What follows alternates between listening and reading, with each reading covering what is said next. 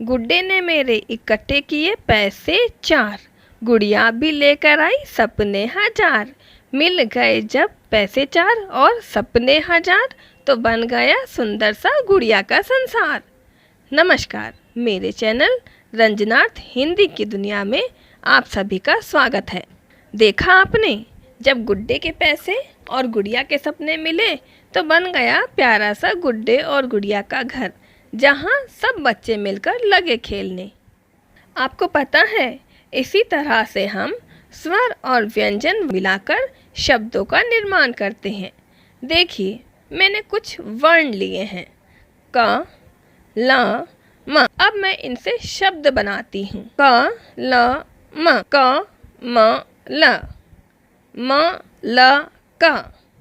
ल, म, क। अब हम इन शब्दों को देखते हैं। कलम वह है जिससे हम लिखते हैं। कमल एक फूल का नाम है। मलक, मलक से कोई अर्थ नहीं निकलता। इसी तरह लमक का भी कोई अर्थ नहीं निकलता। तो कलम और कमल शब्द हैं जिनके अर्थ निकलते हैं।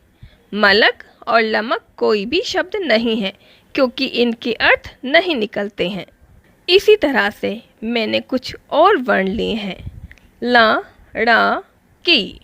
लड़की, लकड़ी, डिकल, कलड़ी। अब इनमें देखते हैं। लड़की, हाँ यह शब्द है। लकड़ी, हाँ यह हमें पेड़ों से मिलती है। डिकल, कलड़ी, इन दोनों से कोई भी अर्थ नहीं निकलता, इसीलिए यह शब्द नहीं है। तो अब स्पष्ट हो जाता है, वर्णों का ऐसा समूह जिसका कोई अर्थ निकलता है वही शब्द कहलाता है। जैसे बाजार, मंदिर, किताब, चम्मच, कलम, लड़की इत्यादि। जिस प्रकार स्वर और व्यंजन को मिलाकर सार्थक शब्दों का निर्माण करते हैं, उसी प्रकार शब्दों को मिलाकर हम वाक्यों का निर्माण करते हैं। अब क्या ऐसा हो सकता है कि हम शब्दों को किसी भी स्थान पर रख दें तो क्या वह वाक्य बन जाता है?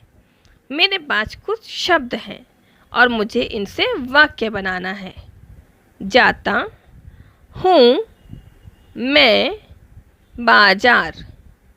अब मैंने इन शब्दों की सहायता से एक वाक्य बनाया। जाता हूँ बाजार में। क्या यह सही है? नहीं। अब फिर से एक बार हम कोशिश करते हैं। मैं बाजार जाता हूँ। हाँ, इससे कुछ अर्थ समझ में आता है कि मैं बाजार जा रहा हूँ। तो स्पष्ट है, सार्थक शब्दों का ऐसा समूह जो व्यवस्थित हो तथा पूरा अर्थ प्रकट करे वाक्य कहलाता है।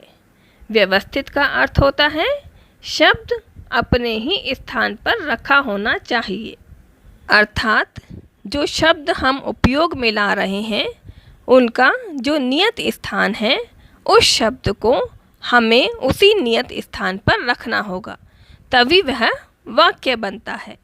अब शब्दों का नियत स्थान कौन सा हो सकता है, इसके लिए हमें वाक्य के अंग देखना होंगे। वाक्य के 2 अंग होते हैं, उद्देश्य और विधेय। वाक्य के अंगों को हम विस्तार से शब्द और वाक्य भाग 2 में समझेंगे। धन्यवाद।